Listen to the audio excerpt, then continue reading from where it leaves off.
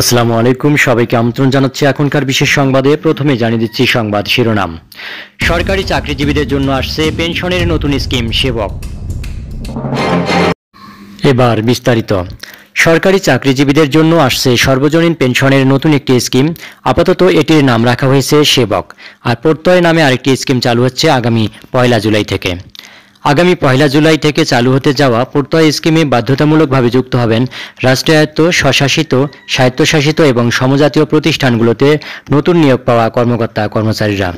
Bangladesh bank সহ সকল রাষ্ট্রীয় মালিকানাধীন ও সরকারি ব্যাংক, দুর্নীতি দমন কমিশন সহ সব কমিশন, ঢাকা বিশ্ববিদ্যালয় সহ সব সরকারি বিশ্ববিদ্যালয়ের কর্মকর্তা কর্মচারী প্রত্যয়ের আওতাভুক্ত হবেন। অর্থমন্ত্রী আবুল হাসান মাহমুদ আলী গত 6 জুন বাজেট বক্তব্যে সরকারি চাকরিতে নতুন নিয়োগ পাওয়া ব্যক্তিদের সর্বজনীন পেনশন কর্মসূচির আওতাভুক্ত করার ঘোষণা দেন।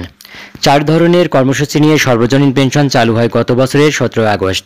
ঈদের আগ পর্যন্ত এসব কর্মসূচির আওতায় নিবন্ধিত গ্রাহকের সংখ্যা 3 লাখ ছাড়িয়েছে। দর্শক, এই ছিল জনকল্যাণ মিডিয়ার আজকের বিশেষ খবর। পরবর্তী খবরের আপডেট জানতে চ্যানেলটি সাবস্ক্রাইব করুন, মতামত জানিয়ে দিন কমেন্ট বক্সে। এতক্ষণ সাথে থাকার জন্য সবাইকে অশেষ ধন্যবাদ।